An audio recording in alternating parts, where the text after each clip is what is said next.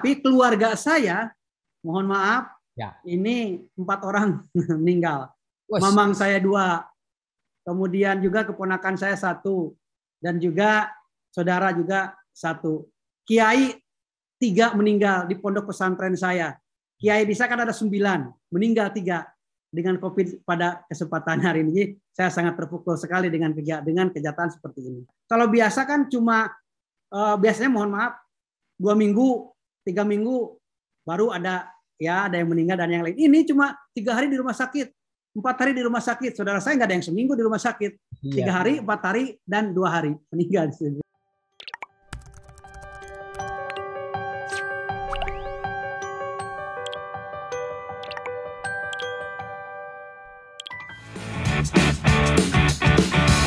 Selamat datang kepada seluruh tamu undangan di Talkshow Nasional dan Launching tribuntangerang.com dan tribunbekasi.com.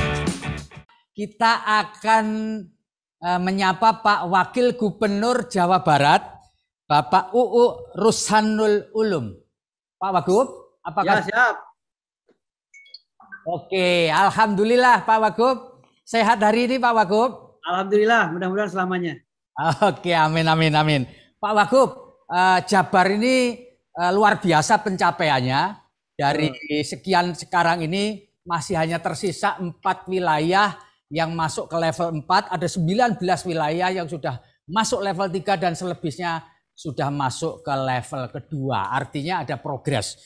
Pak Wagub, bisa dong diceritakan kepada kita semua faktor apa saja yang menjadi atau barrier ketika terjadi PPKM darurat dan PPKM level 4 dan apa yang telah dilakukan oleh pemerintah Provinsi Jawa Barat sehingga hasilnya sudah kelihatan dan cukup signifikan. Lalu berikutnya yang kami tanyakan kepada Pak Wagub adalah bagaimana mensinkronkan program-program pemerintah daerah Jawa Barat dengan pemerintah pusat supaya nggak tabrakan atau supaya selaras begitu Pak Wagub. Silakan Pak Wagub.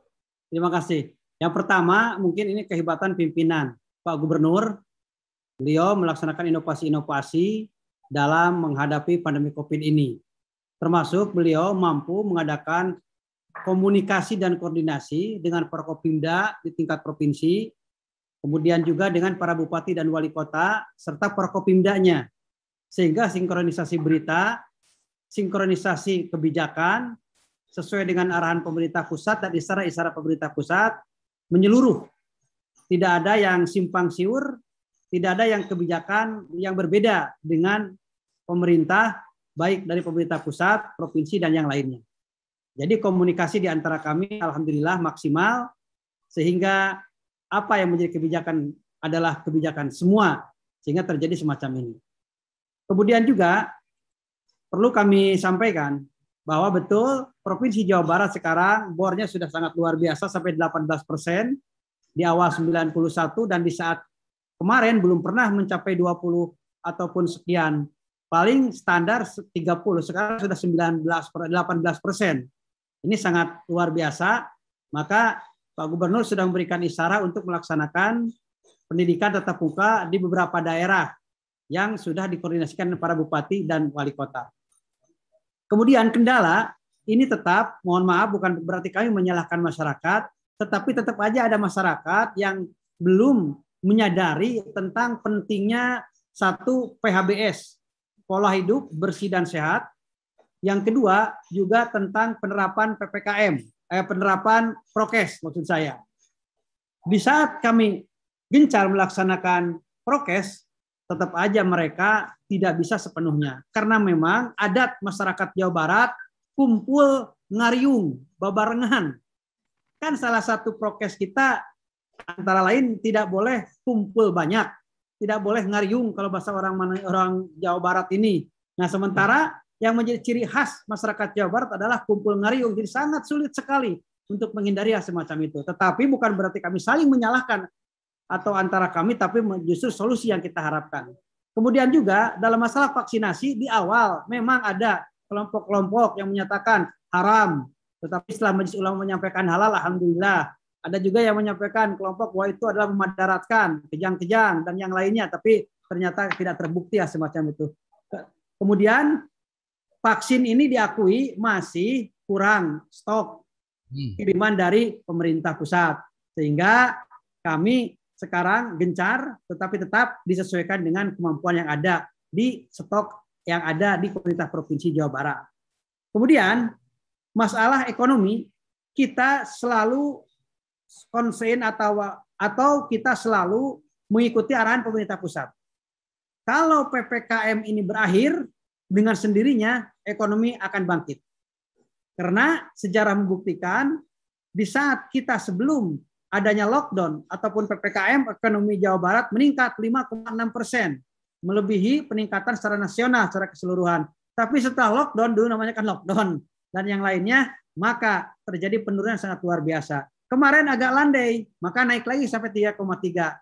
Nah sekarang, karena sekarang dalam PPKM-nya sudah begitu bagus, sudah begitu inovatif, sehingga di saat PPKM ekonomi kita tetap bisa berjalan dengan baik, sekalipun tidak ada peningkatan yang signifikan, tapi sedikit demi sedikit Jawa Barat ekonomi meningkat, sehingga hari ini bisa dirasakan oleh masyarakat Jawa Barat. Tetapi diakui ada juga yang merasa keberatan dengan PPKM ini. Tapi apalah boleh buat, demi kebaikan kita bersama, bukan berarti kami tidak menghargai dan tidak menghormati teriakan-teriakan para pedagang kaki lima, para pedagang UKM, dan yang lainnya dengan akibatnya PPKM, tapi karena kebutuhan untuk semua dan kemaslahatan semua, maka PPKM tetap diberlakukan. Seperti itu, Pak. Baik, Pak Wagub. Ini satu pertanyaan lagi, Pak Wagub, untuk Pak Wagub. Selama masa PPKM darurat di Jawa dan Bali, apakah ada orang terdekat Pak Wagub, keluarga, sahabat Andetolan yang dihampiri COVID-19 varian Delta, Pak Wagub? Ya, saya sendiri waktu itu kena, tapi alhamdulillah bukan Delta. Ya. Tetapi keluarga saya, mohon maaf, ya, ini 4 orang meninggal. Mamang saya 2, kemudian juga keponakan saya 1, dan juga saudara juga 1. Kiai 3 meninggal di pondok pesantren saya. Kiai di saya kan ada 9, meninggal 3 dengan COVID pada kesempatan hari ini. Saya sangat terpukul sekali dengan kejahatan seperti ini. Dan para kiai juga ini meninggal sampai ratusan, di Jawa Baratnya hampir 230 orang kiai yang meninggal dengan suasana seperti ini. Jadi memang diakui dan juga dirasakan dampak dari Delta ini sangat luar biasa. Kalau biasa kan cuma biasanya mohon maaf 2 minggu, 3 minggu baru ada yang meninggal dan yang lain. Ini cuma 3 hari di rumah sakit, 4 hari di rumah sakit. Saudara saya nggak ada yang seminggu di rumah sakit. 3 hari, 4 hari, dan 2 hari meninggal di rumah sakit. Seperti itu. Ikut berduka Pak Wagub. Moga-moga ke depan ini kita bisa terlepas dari itu. Pak Wagub, terima kasih atas apa yang sudah dijelaskan, sesuatu yang menarik. Bagaimanapun kita patut apresiasi kepada pemerintah Provinsi Jawa Barat beserta pemerintah daerah dan kabupaten kota yang ada di Jawa Barat yang telah berusaha keras sehingga kemudian mulai terkendali COVID-19-nya. Demikian Pak Wagub, terima kasih sekali. Salam sehat untuk Pak Wagub dan keluarga. Dalam kesempatan ini kami akan mengundang Pak Luhut Binsar Panjaitan. Beliau adalah Menteri Koordinator Bidang Kemaritiman dan Investasi yang juga sebagai Koordinator PPKM Darurat dan PPKM level 4 di wilayah Jawa dan Bali. Namun karena tugas negara, Pak Luhut Binsar Panjaitan tidak bisa hadir secara langsung dalam forum yang luar biasa ini. Tapi jangan takut, beliau telah mengirimkan kepada kami video berisi pemaparan beliau terkait dengan perkembangan PPKM level 4 yang akan berlangsung nanti sampai dengan tanggal 17 Agustus. Mohon maaf, 30 Agustus 2021. Oleh karena itu, kita dengarkan bersama, kita saksikan bersama pemaparan beliau melalui video berikut ini. Silakan. Assalamualaikum warahmatullahi wabarakatuh. Salam sejahtera bagi kita semua, rekan-rekan Tribun News dan bapak-bapak peserta Talkshow Indonesia Sehat, ekonomi bangkit di tengah pandemi COVID-19 ini. Pertama-tama izinkan saya menyampaikan perkembangan situasi COVID-19 di Indonesia. Hingga 26 Agustus kemarin, kasus COVID-19 terus menunjukkan perbaikan yang signifikan dibandingkan dengan kasus puncak pada 15 Juli yang lalu. Per hari kemarin jumlah kasus harian Indonesia telah turun 70,2%, sementara kasus Jawa Bali telah turun hingga 78,6%.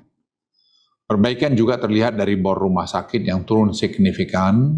Sebagai contoh, bor Wisma Atlet yang mencapai 90% pada puncak varian Delta, saat ini sudah berada pada posisi 12,7%. Dan sementara itu, isoter-isoter lain yang kami siapkan juga sudah banyak yang kosong.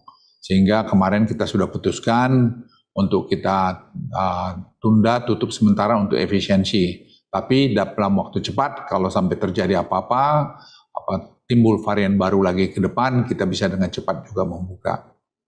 Sebagaimana tema dari talkshow hari ini, keberhasilan pengendalian pandemi menjadi kunci bagi pemulihan ekonomi yang cepat. Seiring dengan turunnya kasus, jumlah kabupaten kota yang turun dari level 4 menjadi level 3 atau 2 semakin banyak. Saat ini lebih dari 60% kabupaten kota di Jawa Bali telah berada di level 3 atau 2. Artinya, berbagai aktivitas ekonomi di wilayah tersebut dapat dimulai kembali dilakukan meskipun dalam kapasitas yang terbatas. Kita juga mulai melakukan uji coba penerapan protokol kesehatan dengan menggunakan platform Peduli Lindungi di pusat perbelanjaan atau mal industri, restoran, dan transportasi publik, dan di berbagai kehidupan lainnya. Karena ke depan kita akan hidup dengan sistem seperti ini. Dalam 2 minggu terakhir kami melihat mobilitas dan aktivitas masyarakat baik untuk berbelanja maupun industri mengalami peningkatan yang pesat. Di satu sisi hal ini tentu positif, mengindikasikan pemulihan ekonomi yang berjalan dengan cepat di luar dugaan kami. Namun di sisi lain, jika kita tidak berhati-hati, peningkatan mobilitas yang terlalu cepat berpotensi pada peningkatan kembali dan penyebaran COVID-19 ini. Untuk itu, pembukaan ekonomi harus kita lakukan secara bertahap, bertingkat, dan berlanjut dengan fokus pada 4 hal, yaitu penegakan 3M, terutama penggunaan masker, penguatan 3T, akselerasi vaksin, dan perluasan penggunaan platform digital aplikasi Peduli Lindungi. Bapak dan Ibu yang berbahagia, sesuai arahan Presiden, kita harus mulai memikirkan strategi untuk hidup berdampingan dengan COVID-19 ini. Salah satu strategi yang ditempuh adalah penyeimbangan antara hidup yang sehat dan hidup yang bermanfaat secara ekonomi dengan cara menerapkan protokol kesehatan secara disiplin. Dalam hal ini saya berpendapat penggunaan platform Peduli Lindungi akan menjadi bagian utama strategi kita. Peduli Lindungi tanpa disadari akan menjadi bentuk reformasi digital yang akan mengubah cara hidup kita ke depan. Karena dari mulai laboratoriumnya, masuk ke NAR-nya, masuk silacaknya, masuk Peduli Lindung, itu akan bisa memonitor semua kegiatan-kegiatan kita, manakala kita apakah sudah kena vaksin, apakah kita tadi hasil tes lab kita positif, atau kita berhubungan dengan orang yang positif. Nah, Peduli Lindungi akan berfungsi sebagai alat juga untuk screening, tracing, dan memastikan protokol kesehatan dijalankan, seperti yang saya singgung tadi. Melalui fungsi screening kita bisa mencegah orang yang positif atau berisiko tinggi untuk melakukan aktivitas di area publik. Nah, untuk fungsi tracing dengan aplikasi Peduli Lindungi kita bisa secara cepat mengidentifikasi kontak erat jika ada kasus konfirmasi positif. Lalu dengan aplikasi Peduli Lindungi kita bisa memastikan jumlah orang di area publik sesuai dengan kapasitas yang dimungkinkan untuk melakukan social distancing. Jadi sistem ini akan membuat Indonesia kita ini lebih transparan, dan kita akan bisa memisahkan orang yang kena sekali lagi positif untuk tidak bergaul atau tidak di tempat publik. Dan ingat, virus ini bukan aib, siapa saja bisa kena. Hanya kita berjaga-jaga, jangan sampai menularkan ke orang lain dan mengambil tindakan yang cepat bagi yang kena sehingga dia bisa kita hindari dari keadaan yang lebih buruk. Hingga saat ini sudah ada 13.000 lebih outlet yang menggunakan Peduli Lindungi dengan jumlah hit mencapai 9,8 juta. Dari jumlah tersebut kita bisa menangkap 233.000 orang dengan kategori merah, termasuk di dalamnya yang terindikasi kasus positif. Bapak Ibu bisa bayangkan jika mereka yang positif tetap diperbolehkan masuk ke area publik, jumlah orang yang tertular akan sangat banyak. Dengan platform Peduli Lindungi ini kita akan mampu mengurangi risiko penyebaran di pusat mobilitas dan aktivitas masyarakat. Bapak Ibu peserta talk show, kita tidak tahu kapan pandemi COVID-19 akan berakhir. Dari berbagai macam literatur yang kita dapat, tulisan-tulisan yang kita dapat, belum ada satupun yang bisa menyimpulkan kapan ini akan berakhir. Namun saya yakin kita bisa menyeimbangkan antara kesehatan dan ekonomi jika kita konsisten dan disiplin menerapkan protokol kesehatan, terutama dengan penggunaan platform digital Peduli Lindungi. Untuk itu saya minta juga kepada media termasuk Tribun News untuk mensosialisasikan penggunaan Peduli Lindungi kepada masyarakat. Melalui kerjasama berbagai elemen bangsa, Indonesia dapat mengatasi pandemi COVID-19 dan ekonomi akan tumbuh lebih cepat dan kuat dari sebelumnya. Akhir kata saya mengucapkan selamat kepada Tribun News untuk peluncuran Tribun Bekasi.com dan Tribun Tangerang.com. Dan saya berharap Tribun News dapat semakin berkontribusi menyebarkan berita positif untuk menangani pandemi dan memulihkan ekonomi yang lebih baik. Terima kasih. Wassalamualaikum warahmatullahi wabarakatuh. Pak Luhut Binsar Panjaitan, tentu kita semua mendukung imbauan Pak Luhut tadi, bagaimana kita bisa mensosialisasikan aplikasi Peduli Lindungi. Saya sendiri sudah punya aplikasi Peduli Lindungi. Karena apa? Kalau kita pergi naik pesawat melalui airport, kita cukup menunjukkan aplikasi Peduli Lindungi, maka di situ ada semua, sertifikat, vaksin ada, e-health ada, lalu kemudian paspor kesehatan Anda. Jadi sekali lagi harap teman-teman yang belum download aplikasi Peduli Lindungi, silahkan mendownload dari hari ini. Bapak Ibu sekalian, saudara-saudara yang saya hormati, telah hadir bersama kita, narasumber kedua kita adalah Bapak Menteri Perdagangan Republik Indonesia, Bapak Muhammad Lutfi. Assalamualaikum Pak Lutfi. Waalaikumsalam Mas Febi, sehat semua mudah-mudahan. Pak Menteri suaranya luar biasa. Suaranya Pak Menteri ini empuk Pak. Ya, kalau orang bilang suaranya Pak Lutfi ini seksi. Baik Pak Menteri, terima kasih telah hadir di ruang virtual kita. Pak Menteri bisa cerita nanti selama masa PPKM darurat dan PPKM level 4 sampai 30 Agustus nanti tentu perdagangan melambat. Tetapi ada optimisme di sana.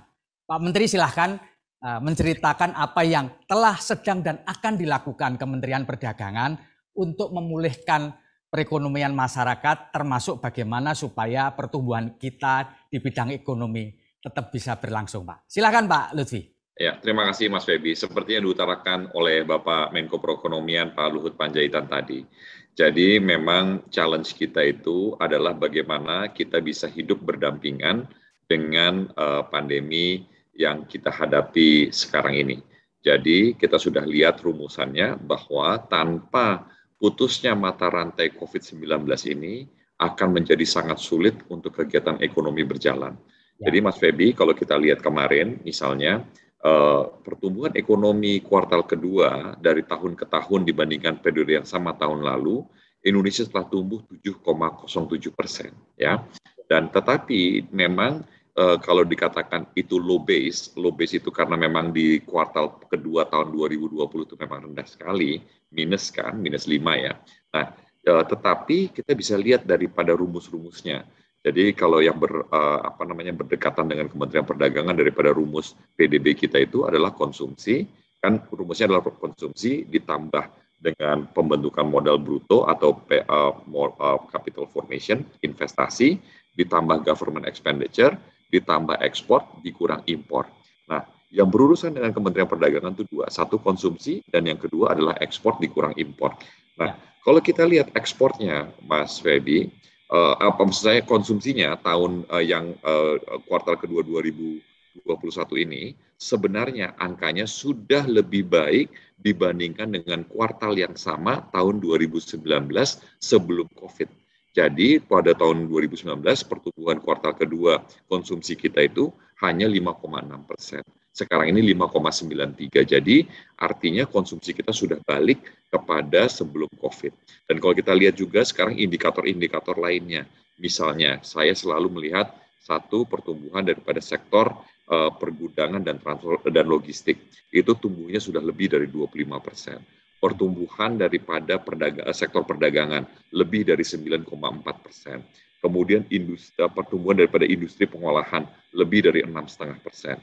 Kalau kita lihat juga sekarang sektor lebih subsektornya lagi, misalnya contohnya penjualan mobil kuartal kedua, Mas Febi, itu sudah naik lebih dari 7 kali lipat dibandingkan periode yang sama tahun lalu. Motor itu sudah lebih dari 2,5 kali lipat dibandingkan sama periode yang lalu. Jadi kita sudah melihat bahwa sebenarnya sudah terjadi perbaikan dalam ekonomi kita. Tapi apa yang terjadi ketika datang varian baru, semua ini sekarang ini kita sudah tutup kasarnya 5 minggu tutup PPKM secara total di level 4, dan ini sekarang baru terjadi perbaikan-perbaikan. Dan memang dengan disiplin yang tinggi, sekarang angka sudah melandai, Jakarta sudah di level 3, mudah-mudahan consumer confidence kita atau kepercayaan daripada konsumen kita bisa kembali balik. Jadi Januari Februari itu poinnya cuma 88. Kemarin di kuartal kedua sudah naik jadi 107 dan pastinya akan turun secara drastis pada saat PPKM ini terjadi, terutama 5 minggu pertama. Jadi Mas Febi, ini yang sedang kita kerjakan, kita lagi genjot supaya orang bisa berkonsumsi lagi, menggerakkan industri, menggerakkan perekonomian kita, dan memajukan pertumbuhan daripada perekonomian. Pak Lutfi, saya boleh tanya ya Pak Lutfi? Monggo. Pak Lutfi, apa yang Bapak rasakan ketika kita memasuki gelombang kedua COVID-19 dengan varian barunya yang bernama Delta yang diawali awal Juli tahun 2021 sampai kemudian 2 minggu yang kemudian, Pak? Apa yang Bapak rasakan? Karena semuanya tiarap, perdagangan tiarap, industri tiarap, lalu kemudian hanya beberapa toko saja yang buka. Apa yang Bapak rasakan? Apakah waktu tidur Bapak bisa terkurangi nih gara-gara second wave ini, Pak? Saya sebenarnya prihatin sekali, Mas Febi. Kenapa? Karena sebenarnya pada saat itu semua indikator perekonomian Indonesia sudah membaik. Dan apa sebenarnya yang terjadi dengan perang dagang antara Cina dan Amerika Serikat, sebenarnya kita ini sedang kedapatan order yang luar biasa. Jadi pertumbuhannya tinggi. Dan orang-orang pembeli-pembeli luar negeri itu percaya kepada Indonesia. Meskipun dalam situasi apapun, kita tetap bisa berproduksi dan menghasilkan produk-produk terbaiknya. Jadi ekspor dari Indonesia itu sangat ditunggu-tunggu karena reliable. Nah, ketika tutup, saya itu dari pertama kali saya sudah concern sekali. Dari hampir 4.000 pegawai di Kementerian Perdagangan, itu 10% Mas Febi kena pada bulan Juni akhir awal Juli. Jadi saya sudah bisa melihat bahwa penularan daripada COVID-19 varian Delta ini sangat contagious, sangat menular, dan sangat masif. Jadi saya tentunya sangat terganggu, dan sampai hari ini, saya ini terus terang tidak di kantor ini Mas Febi, saya ini setiap hari Jumat, saya berada di Kadin, berbicara dengan seluruh asosiasi. Yang hari ini saya akan temukan ini adalah asosiasi yang ekspor. Jadi asosiasi sepatu, asosiasi alas kaki maksud saya, asosiasi furniture, asosiasi garment, asosiasi pertekstilan. Ini semua ngumpul di sini. Datang juga perwakilan dari seluruh perbankan Himbara, BNI, BRI, Mandiri, dan juga Lembaga Ekspor Indonesia. Jadi ini semua saya kumpulin. Kita mesti cari terobosan-terobosan baru, memastikan bahwa order yang melimpah di luar negeri itu bisa kita eksekusikan. Baik, Pak Menteri, ada sedikit lagi pertanyaan Pak Menteri. Pak Menteri, Kementerian Perdagangan kemarin juga sudah mulai menggelar acara yang disebut dengan Pelangi Sulawesi, dengan pameran UMKM dan seterusnya. Apakah ini pertanda bahwa gerak perekonomian kita sudah mulai jalan, sehingga program Bangga Buatan Indonesia dan Bangga Wisata Indonesia mulai bisa dijalankan, Pak Menteri? Jadi, Mas Febi, sekali lagi saya utarakan bahwa kita akan hidup dengan pandemi ini berdampingan. Jadi, ketika angka itu sudah melandai, insya Allah kita bisa mempertahankan dengan disiplin dan juga hidup dengan pandemi ini secara secara ketat ya Mas ya. Artinya gini, kita mesti merubah gaya hidup kita. Sekarang saya itu tiap 2 hari sekali, jadi saya itu selingan gitu ya, itu lari di Gelora Bung Karno Untuk masuk ke Gelora Bung Karno, Mas Feby, kita mesti download dulu Peduli Lindungi, masuk, kita dicek dulu itunya, secara otomatis, apakah saya dapat hijau untuk bisa masuk ke dalam. Jadi ini sangat bagian yang sangat penting. Karena kenapa?